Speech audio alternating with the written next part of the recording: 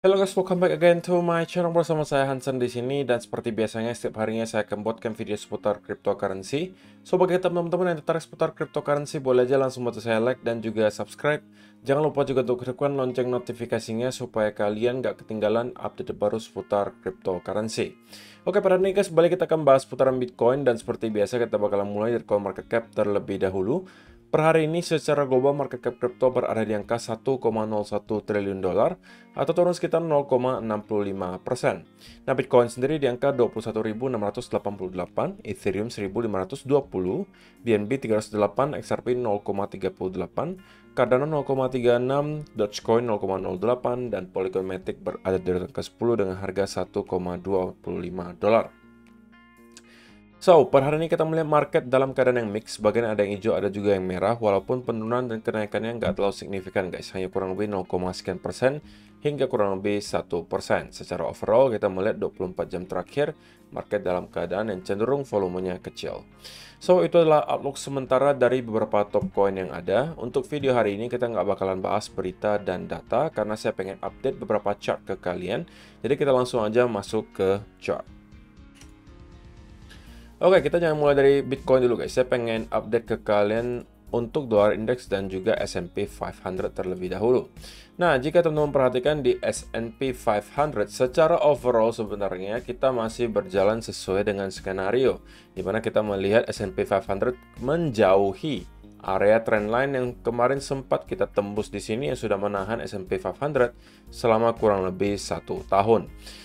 Sekali lagi, selama kita mampu maintain di atas area trendline di sini, bagi saya itu masih adalah pertanda bullish. Oke, walaupun tentunya di pertengahan jalan kita akan selalu mendapatkan koreksi-koreksi seperti ini, ya kan?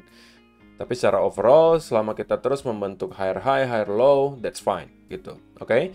Dan untuk sementara, jika kita lihat dari segi short term ya, kita sedikit kesulitan untuk mampu break dari angka 4150-an. Karena sebelumnya memang teman-teman bisa perhatikan, ini adalah area resistance, gitu. Dan jika kita perhatikan atau zoom in lagi ke time frame yang lebih kecil, maka kita sekarang kembali mendekati area trendline yang mulai start tercipta di sini. Dan saya rasa minggu depan at least kita akan kembali menyentuh ke area tersebut karena secara pattern di sini kita bisa melihat ada potensial bear flag tercipta di sini guys. Sehingga saya masih merasa untuk S&P 500 di awal minggu depan masih akan sedikit terkoreksi ke bawah, mungkin menuju minimal ke area trendline. Kalau misalnya kita sampai mampu jebol di bawah trendline ini, maka next targetnya kemungkinan kita akan kembali ke area 3900. So, secara price action itu yang bisa saya lihat guys. Tetapi selama kita masih maintain di atas area trendline ini, maka secara overall saya masih akan bullish gitu ya.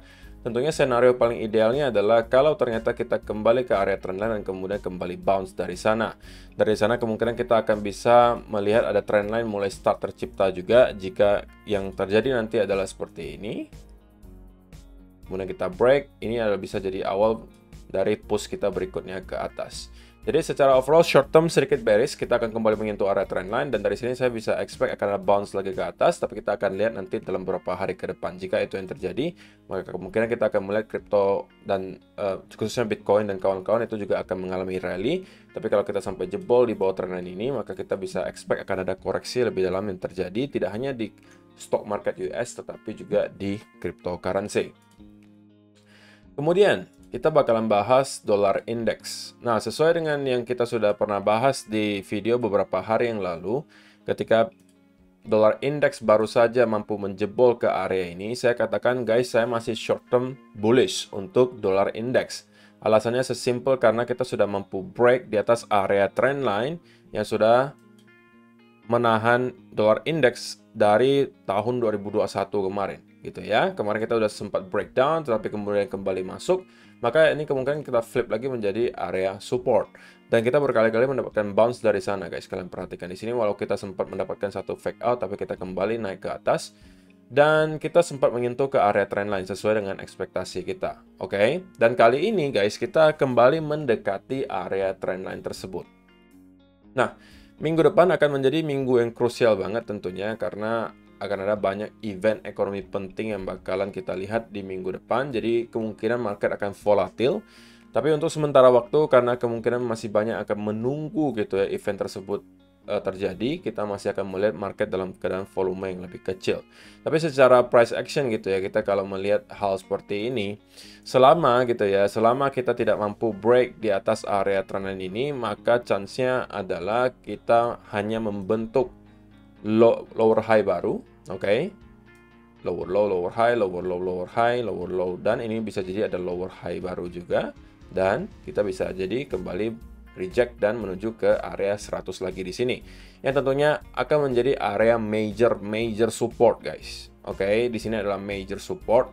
Kemarin sudah sempat satu kali bounce, tetapi ini adalah sebuah area yang cukup besar menurut saya. Jika teman-teman lihat di daily chart, akan ketemu bahwa di sekitaran area di sini kita selalu kesulitan sebelumnya menjadi area major resistance. Dan kali ini bisa jadi kita akan flip menjadi area support. Oke. Tetapi akan beda cerita kalau misalnya si dollar index ini mampu untuk break di atas trendline ini dan kemudian kita membuat konsolidasi. Maka jika ini yang terjadi, stock market kemungkinan akan jebol dari trendline yang tadi kita bahas, dan juga cryptocurrency khususnya Bitcoin itu kemungkinan juga akan mendapatkan sell off lagi. Jadi kita sekarang sudah mendekati area yang sangat krusial tentunya di dollar index dan juga S&P 500, dan kemungkinan penentuannya nanti akan di minggu depan. Jadi nanti kita mungkin bakalan update lagi. Untuk sementara karena kita masih bertahan di bawah area trendline, maka saya masih cenderung biasnya ke arah bearish gitu ya. Walaupun tadi kemarin saya sampaikan short term bullish karena saya masih merasa kita bisa menyentuh ke area trendline, tapi kali ini kita sudah menyentuh 2 kali. Kalau kita kembali ke reject, maka itu adalah pertanda yang bearish dan bisa aja kita membentuk pattern yang namanya double top. Oke, jadi itu adalah update untuk S&P 500 dan dollar index. Sekarang kita masuk ke chartnya Bitcoin. Dan saya pengen mulai langsung dari 1 hour deh guys. Sebenarnya tidak banyak perubahan yang bisa kita lihat di Bitcoin dari video kita kemarin gitu ya. Saya masih sampaikan ke teman-teman bahwa saya masih melihat Bitcoin akan start untuk merangkak turun gitu ya. Sebelum pada akhirnya kita harus melihat lagi apakah ada indikasi pelemahan momentum bearish. Sebenarnya dari segi price actionnya kita ada menemukan guys ya potensial pelemahan momentum bearish di sini, di mana penurunannya ini di sini tidak lagi sederas ketika kita lihat sebelum-sebelumnya. Di sini kita melihat penurunannya cukup drastis, di sini juga cukup drastis, di sini juga sama ya kan. Tapi kali ini kita cenderung merangkak turun. Ini adalah sebuah indikasi baik guys. Walaupun belum tentu kita akan reversal ya, tidak garansi bahwa kita akan langsung reversal dari sini, tapi at least ada indikasi pelemahan momentum bearish di sini. Oke, terlebih lagi kalau misalnya kita lihat dari segi Fibonacci retracement juga, kita akan temukan bahwa kita udah mendekati mungkin area 0,382 ya. Nah, di sini. Jadi, ini bisa menjadi tahanan utama menurut saya di 21.200-an. Dan kalau ini jebol, nextnya 20.300-an. 200-an, dan nextnya lagi ada di 19.300-an. Tetapi, karena saya pribadi kadang-kadang juga iseng gitu ya, pengen pakai setup yang lebih agresif. Maka kalau misalnya kita sampai mampu break gitu ya, scenario paling idealnya adalah tentunya kalau kita terus merangkak turun seperti ini dalam channel ini, sampai menyentuh ke area Fibo 0,382, baru dari sana kita akan start merangkak naik, kemudian retest. Ini akan saya manfaatkan untuk long guys. Oke, resikonya memang tinggi, tapi menurut saya itu setara dengan rewardnya. Rewardnya juga besar gitu. Artinya ini memang setupnya high risk banget, tapi tentunya kalau misalnya kita protect diri kita dengan stop loss, tidak akan ada masalah guys. Kalian mau tipikal yang agresif ataupun konservatif, selama kalian tahu harus keluar di mana, itu harusnya aman-aman saja. Jadi saya mungkin bisa consider untuk mengambil arah long dari sini. Oke, siapa tahu jackpotnya adalah kita kemudian kembali reverse dan kemudian membuat high baru. Tetapi yang saya harus waspadai adalah sebuah fake out guys, karena kita berada di weekend, otomatis biasanya volume akan rendah, jadi rentan juga dimanipulasi oleh market maker. Kalau misalnya kita break gitu ya, dan kemudian retest, ini adalah peluang gitu kan. Tapi kalau kita kembali masuk, oke, dan kita closing lagi di bawah area ini, maka justru menurut saya itu adalah peluang untuk short. Karena kalau kita melihat hal ini terjadi, maka kemungkinan market maker mencoba gitu ya untuk memancing orang-orang untuk kemudian long dan kemudian kembali akan dibanting ke bawah. Oke, jadi tergantung nanti market casingnya yang kita yang mana gitu ya. Kalau misalnya kita break kemudian retest, ini saya akan coba long dulu, tapi kalau kemudian langsung close di bawah, saya akan langsung closing longnya, dan kemungkinan akan langsung flip ke arah short. Oke, jadi saya rasa penjelasannya jelas ya guys. Senario paling idealnya sekali lagi kalau kita terus merangkak turun seperti ini tanpa break di atas trendline, dan kemudian kita menyentuh ke area Fibo 0,382, baru dari sana kita kalau bisa tidak perlu juga harus break dari trendline di sini guys, tapi kita mungkin udah bisa mencoba mencari juga misalnya di area Fibo 0,382 kita udah mendapatkan ada misalnya potensial falling wedge start tercipta misalnya. Seperti ini. Atau misalnya kita ada mendapatkan inverse head and shoulder, atau misalnya ada double bottom, triple bottom, apapun itu yang menunjukkan bahwa oke, kita sepertinya sudah akan reverse lagi dari sini.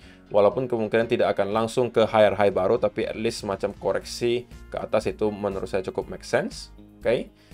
Jadi kalau misalnya kita akan kembali melihat reversal tersebut, saya pengen melihat ada potensial reversal pattern dulu dari sini. Oke, baru saya akan masuk. Atau yang tadi saya sebutkan, kalau kita langsung break dari sini, ya saya manfaatkan juga. Tapi ini adalah senario yang high risk menurut saya, kalau kita langsung masuk dari sini. Oke, untuk kita bisa berbicara untuk ke higher high baru, saya rasa kita perlu lakukan break dari trend di sini.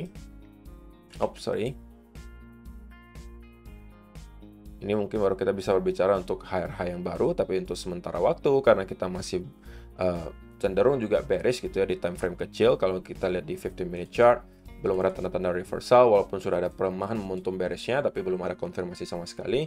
So, secara overall kita masih harus short term biasnya sedikit ke arah bearish sebelum kita terbukti salah. Ya, walaupun tentunya di pertengahan jalan kita akan terkoreksi dulu ya guys. Tidak mungkin kita langsung akan drop seperti ini. Bisa aja kita akan terkoreksi, konsolidasi dulu sebelum pada akhirnya kita akan drop lagi. Oke, jadi itu saja sih yang perlu saya sampaikan untuk video hari ini guys. Terima kasih yang sudah menonton sampai selesai. See you in the next video. Bye-bye.